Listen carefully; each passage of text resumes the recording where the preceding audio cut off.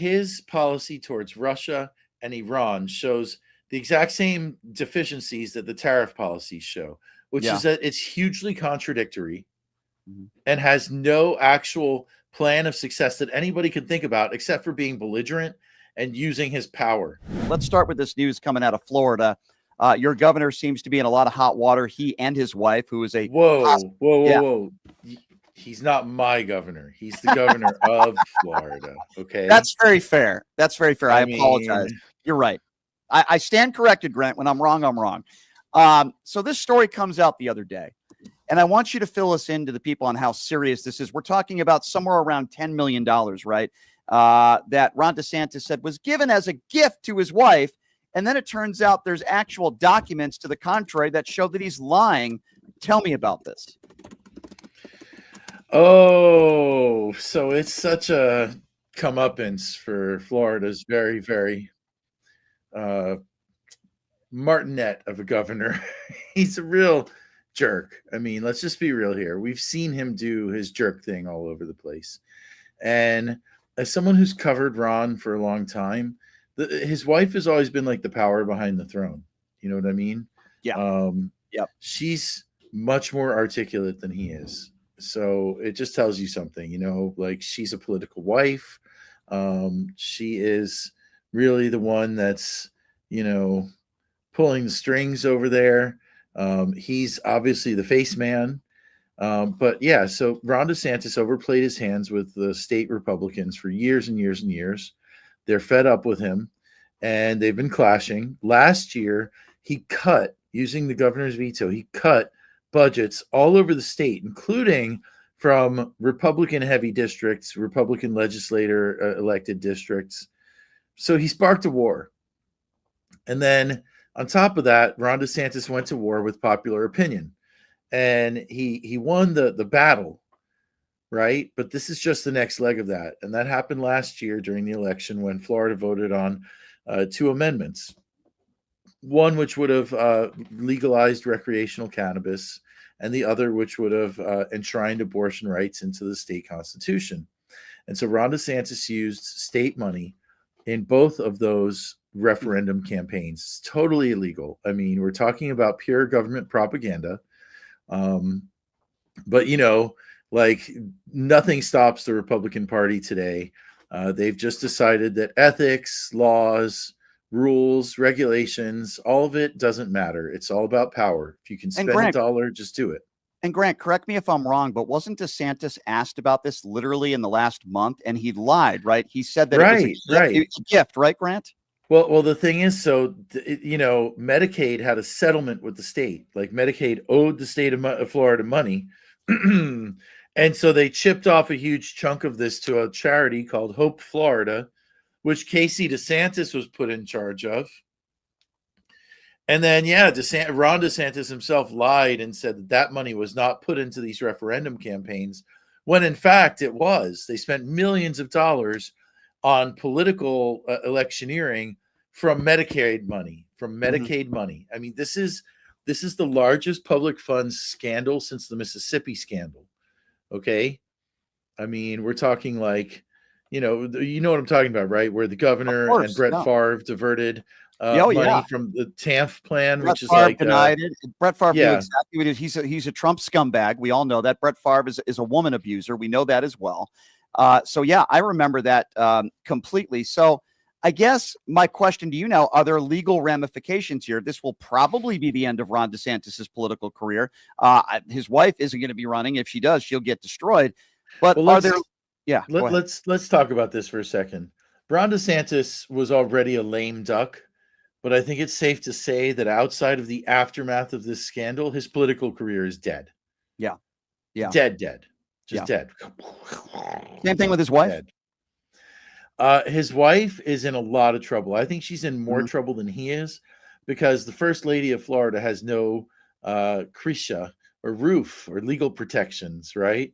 Whereas the governor can try to hide behind the First Amendment and, say, oh, this is just a mistake. And, there's a lot of bad law that permits bad behavior, but she's essentially a private citizen. So this could be actually become like a criminal entanglement for her. That was my question, and that was my next question. I think we all agree that this is probably the end of their political careers, but at the same time, what about legal ramifications? You alluded to that maybe So it'd be look, more. I Yeah, go ahead. mean, he could be prosecuted. There's federal Mhm. prosecutors out there. He's not going to be prosecuted by the attorney general, who's caught up in the same scheme. The state of Florida does not have recall of its statewide elected officials, a huge oversight. Yep. And so the only other remedy is impeachment. And now think about this. There's a governor's race coming up in only 18 months from now, about 18 months, 17 months. But still, that doesn't mean they wouldn't impeach him. And that creates another interesting situation. If he and the attorney general, who was his former general counsel that he appointed to chief of staff and then appointed to attorney general, a man named James Uthmeyer, if he and Uthmeyer were both impeached and removed together, Florida has a very interesting line of succession, and I'm going to go through it real briefly. There's 5 people in the official line of succession. So the governor, obviously, is the governor. Behind him is the lieutenant governor. Then you have the attorney general. Then the chief financial officer of Florida, the CFO. And then you have the agriculture commissioner, right? Right now, the 5 people in those roles are obviously Ron DeSantis. The lieutenant governor, he got rid of her by getting her a job at Florida International University as the president. This is something that the state legislature is looking to stop because, DeSantis has been handing out positions at our top universities like sinecures. And, these are unqualified people going in and destroying our state university system, which used to be highly respected. New College being another example. So James Uthmeyer is the third in line. So if he's removed, obviously he's out. The CFO used to be Jimmy Patronis, but he ran for Matt Gaetz's seat in Congress and just got elected. So he is out. And that leaves the agriculture commissioner, the fourth person in the line of succession, a man named Wilton Simpson, who happens to be like, pretty much a hero to all of these Republicans who hate Ron DeSantis, former legislator. There are quite a few. Of the state. Yeah. No. DeSantis, it's not just about the anti-MAGA. He's pissed off the MAGA wing, and he also pissed off like Florida's old boy Republican wing of the party.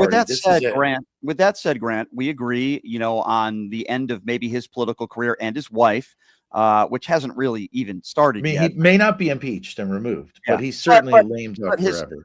Absolutely. So we agree there, and his wife's aspirations of one day maybe being the governor. A horrible death. Exactly. We've talked about possible legal ramifications. Now let's talk about the people that are most happy that are Republicans. I would say number one on that list is J.D. Vance. We all know he's the front runner, probably to run on the right in 2028, at least right now. A lot of things could change from then to now, and we hear these nonsense about Donald Trump running a third term, which I don't think is going to happen, but he probably doesn't want to leave the White House. But I think J.D. Vance is a very happy man after hearing this story.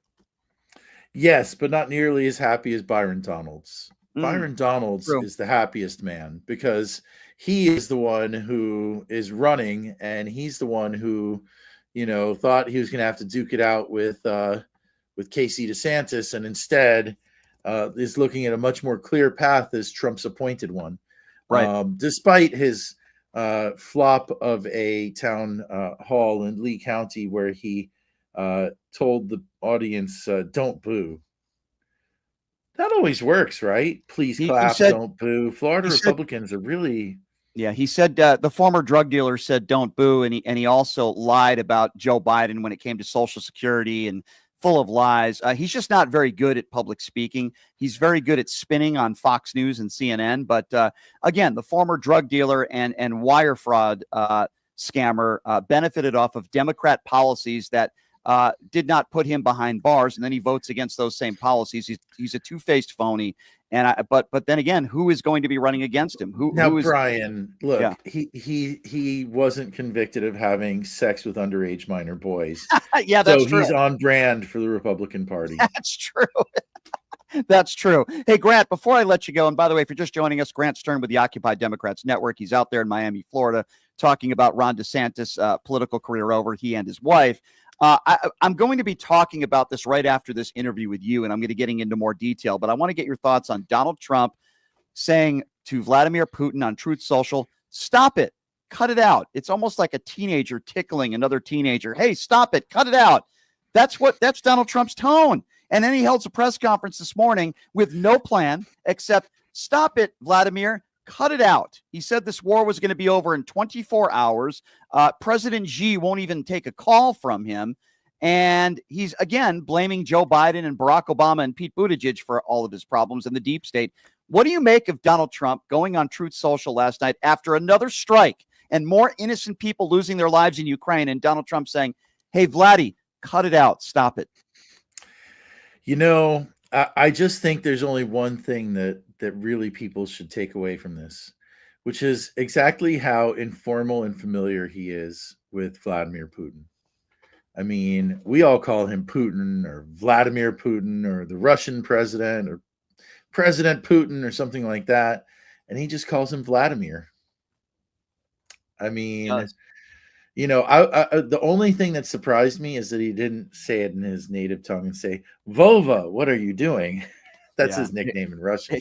But it's like, who else does he call by his first name that's a world leader? Only Vladdy Daddy. I mean, this is pathetic. It's exactly what he promised. He, you know, said that Vladimir Putin was a genius for invading Ukraine. He did. I mean, this is a man whose biases run deeper than the Grand Canyon, and they're not as useful to the American people.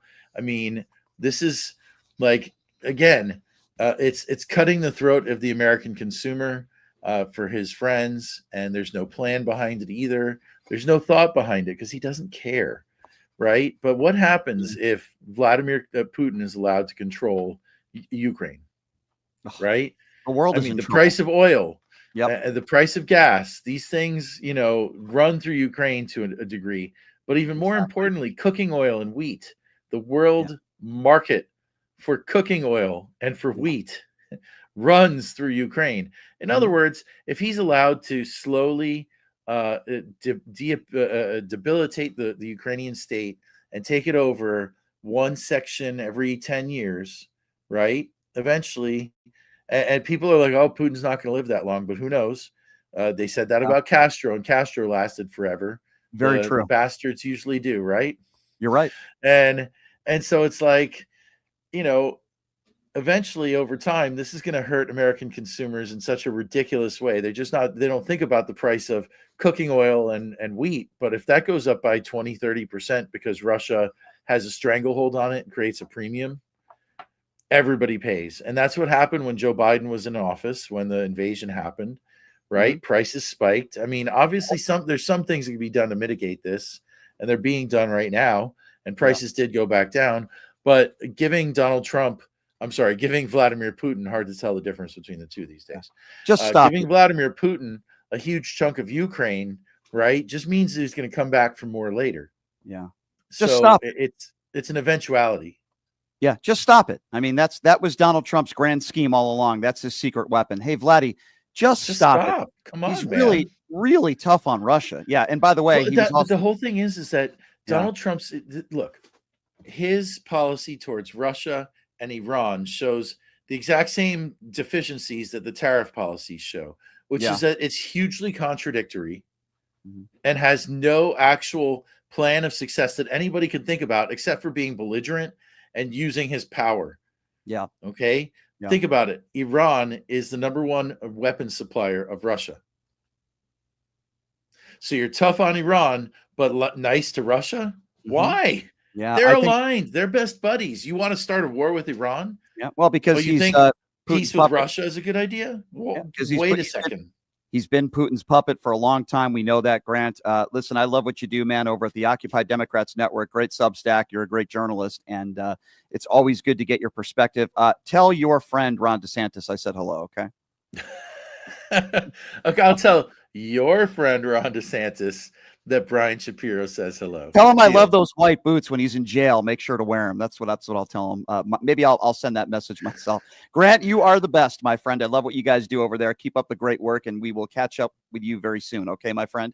Thanks for having me on, Brian. Good Thanks, to Grant. see you. You're the best. Grant Stern, great journalist, by the way, out there in Miami, Florida with the Occupy Democrats Network. Grant's a good dude. He does a really good job. Man, you know, this DeSantis story is just broken wide open today by the Miami Herald, because they actually found the smoking gun. And if there wasn't, you know, his former attorney general, Pam Bondi, who was DeSantis's attorney general, if she wasn't DOJ, he would be prosecuted, him and his wife, because they found, you know, this ends his political career. He will never be able to run for president. It ends her run for governor. They found, the Miami Herald dug up the original draft settlement agreement on this lawsuit, where this company defrauded Medicaid for $67 million. And DeSantis had 10 million of the 67 redirected into Casey DeSantis's charity. And then they used that money to campaign against the marijuana legalization amendment and the anti-abortion amendment. So they basically just ripped off the taxpayers. They took 10 million that was supposed to go to reimburse the taxpayers and redirected it into a PAC that they used for other things. So DeSantis denied it. He just said, no, they gave the extra 10 million out of the kindness of their heart to Casey's charity, right? But now the Miami Herald just found the draft agreement that proves that he lied. So one of the best reporters, longtime reporters, Peter Schorsch, who's in Tallahassee, who's covered Florida politics for decades, said, without a doubt, this is the end of their career, and most likely people are going to go to jail. So I'm been following that story today. I can't wait to read that. Wow, that's very interesting. I know there's a lot of people, even some people in MAGA world, that would be happy to hear this. We'll have to wait and see how it plays out. In fact, I don't think Trump is sad about this at all. No, they never got along to begin with. So interesting. Yeah. I think that makes J.D. Vance the front runner in 2028. Sure. Maybe I'm wrong, Ron. No, Vance is the big winner here, as well as Byron Donalds, who's running for governor and was expected to be challenged. Did you see that town hall he did yesterday where he's telling people not to boo him? I mean, he is a complete clown. Byron Donalds is a complete clown. And that audience was heavily curated. I mean, you had to show photo ID that you lived in the district. They checked everybody out. Like, you could not get in there if you weren't, you know, one of his constituents. And it still went badly for him. Am I wrong, Ron? I mean, quickly before I let you go, I know he had mentioned a lie about Joe Biden. I think when it came to Medicare or Social Security, and he brought up those 53 names in his speech, and Joe Biden did the same thing. And we were fact checking this. It's not true. Yeah. That's because they live in their MAGA disinformation bubble, you know, and they only get news from one source. Byron Donalds, you know, he's a guy, he's not very smart. I mean, he pushes these talking points. He repeats them over and over again. And whenever he's challenged, he just starts yelling and calling people names. So, I mean, I don't know. Casey was the only one, DeSantis was the only one who could challenge him, since Donalds has Trump's endorsement. So most likely her imploding over this scandal is going to make him most likely the next governor of Florida. I mean, because I don't really see, some of the old guard in Tallahassee could challenge him, but with Trump out early doing that endorsement so far out, 2 years out, I mean, that basically clears the field, you know, of anybody else who thought about running. A former drug dealer and a former wire fraud scandal, who, by the way, benefited from Democrat policies, so he didn't spend time in jail. And now he votes against those same things. He could be the governor of Florida. Wow, sick times we are living in. Well, he figured, I mean, just real quick to finish. I mean, he figured out that the best way to rapidly shoot up in the Republican Party is to be a black guy in the Republican Party who criticizes black Democrats. And there's nothing white Republicans love more than that. You're right. And so, you know, that is the reason why he has shot to prominence so quickly, despite the fact that he has no accomplishments in Congress. Nothing. He's literally passed almost nothing. I completely, a noisemaker, not a lawmaker, like so many other MAGA Republicans. Ron Filipowski, they don't want to answer questions at all. So I want to play for you this entire interaction. This is Trey Gowdy, and I believe Trey Gowdy is asking a very fair question, and it is about the war in Ukraine, the Russia-Ukraine war right now. And, you know, he asked a very, very, what I think is a very fair question, which is, hey, if you're president on day one, what are you going to do? What do you think about this war? What are you going to do? So have a listen to this exchange. And I got to tell you, Ron DeSantis, his answer is mesmerizing, even by his standards and Republicans today. Listen to this. All right, you wore the uniform. If you are elected president, you may be the first one in a while to have worn the uniform. How would you address the ongoing war in Eastern Europe between Russia and Ukraine on day one of a Ron DeSantis presidency? Well, first, I think what we need to do as a veteran is recognize that our military has become politicized. You talk about gender ideology, you talk about things like global warming that they're somehow concerned in. That's not the military that I served in.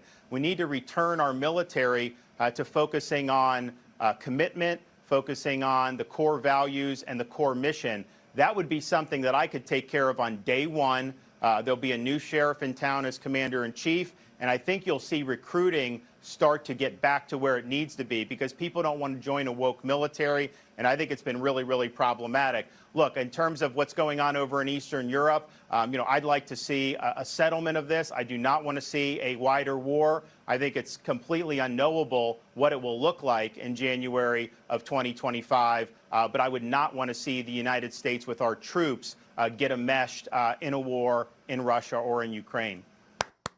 Great answer, Ron. That's a great answer. Because that's the answer that all Republicans have these days when it comes to anything. Just bring up wokeness. That's your answer when it comes.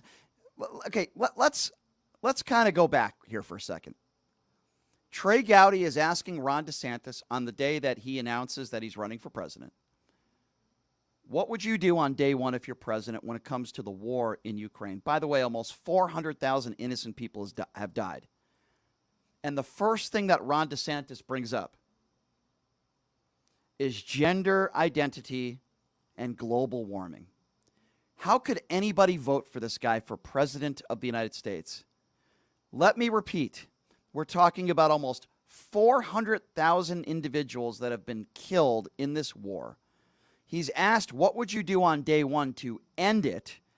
And his first go-to thing that he brings up, which is what so many people on the far right bring up, is gender ideology, transgenders, and global warming, which, by the way, has absolutely nothing to do with the question that was asked, which is how are you going to end this war? And the only other thing he says, with, by the way, no solutions, because Republicans these days have literally no solutions to any of the problems facing this country or perhaps a war in another country, in this case, Russia and Ukraine.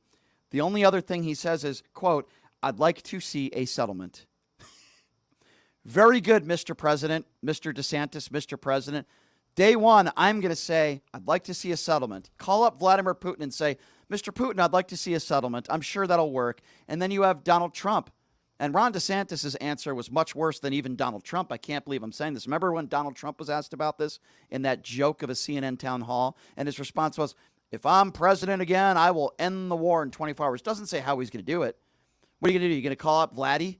Hey, Vladdy, I promised people in the town hall that we would end this thing. Can we end it, please, within 24 hours? Donald Trump didn't say how he was going to do it. Ron DeSantis doesn't have any answers, but, they want to be president of the United States. Donald Trump wants to be president again. What is the infatuation with these people on the far right, these idiots? Let me be very clear. Ron DeSantis is an idiot. He's not very intelligent. He doesn't transcend with regular, everyday people. He has no personality. He's extremely stupid. Ron DeSantis is not a smart guy. Okay, I'm not Albert Einstein either, but if I'm running for president, and let's just say I don't have any answers as to how to end this war. By the way, I think there are some things you can do to help possibly end the war, but you're not going to end it within 24 hours.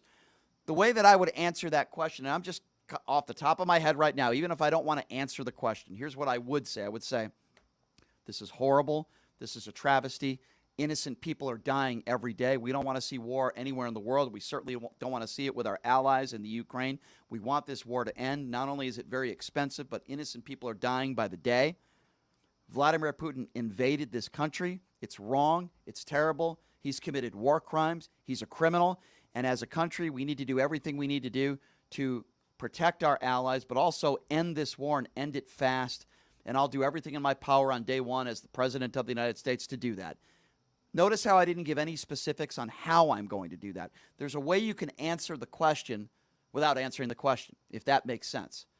We all know, for the most part, that most people, unless you're maybe Tucker Carlson or a right-wing idiot who's pro-Russia, just about everybody agrees that this needs to be settled and the war needs to be over. Innocent people are dying. It's costing money. It's costing innocent lives.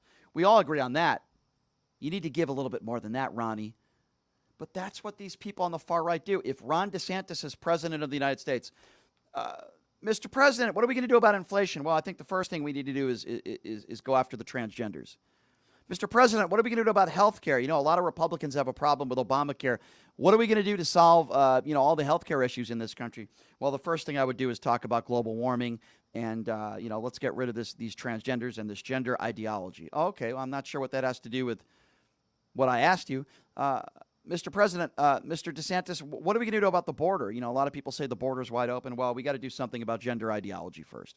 I mean, this is the way this guy answers questions. It's mesmerizing. And it is mesmerizing that there are people out there like the Victor Jacques, who calls himself a journalist, who's a joke. The RJ must be very proud to have a guy like Victor Jacques. He's on the jock of Ron DeSantis. He has some weird fetish for Ron DeSantis. How do you support Ron DeSantis when he answers a question like that? We're not talking about a blunder. We're talking about a very, very serious situation. A war that should have never happened at the hands of an evil, murderous dictator in Vladimir Putin. And you're asked on day one, if you're president, what are you going to do about this war? And you bring up transgenders? What the hell does that have to do with the war? And by the way, who cares what is between your legs? There are so many Republicans out there that care so much about what's between your legs. What about serving your country and risking your life for this country? Don't you think that's a little bit more important than whether you're a transgender or not, or whether you call yourself a man or a woman? Who cares? You're risking your life for the country. What does it matter whether you call yourself a man or a woman? I don't understand why people are so obsessed with this issue. That's all they talk about on Fox News. That's all they talk about on these right-wing networks is transgenderism. You know, I'm driving into work today, and don't even ask me why, but I'm listening to a conservative radio station this morning as I'm driving into work. Are they talking about the war in Ukraine? Are they talking about health care? Are they talking about the disaster that was Ron DeSantis last night? No. You know what they were talking about? They were talking about how Target is selling gay merchandise or pro-gay merchandise. And they were saying, gosh, they put this stuff in our face. So because there's merchandise being sold at Target that is, I don't know, gender neutral or pro-gay, pro-LGBTQ, that's pushing it in your face? I don't understand the way these people think. I don't understand. Now, if somebody is in your face literally and saying, hey, you need to buy some of this stuff, you need to buy some of these gay shirts, you need to buy some of this pro-transgender stuff, yes, that would be putting stuff in your face. But because there's a section in Target that is selling this type of merchandise, you consider that as, quote, putting it in your face? Guess what? This is a free country. If you don't want to go to that section or buy some of that merchandise, whether it be a shirt or a hat or whatever, then you could walk past that section and go to the section that you want to go to. Why is that so hard for some of you people to understand? Why is that so hard? Nobody's putting anything in your face. Guess what? If there's a gay pride parade and you don't support gay people, then you don't have to go to the parade. You can go about your business and go about your day, and nobody is shoving anything in your face. Because guess what? I don't want to see two men kissing each other any more than I want to see a man and a woman kissing each other.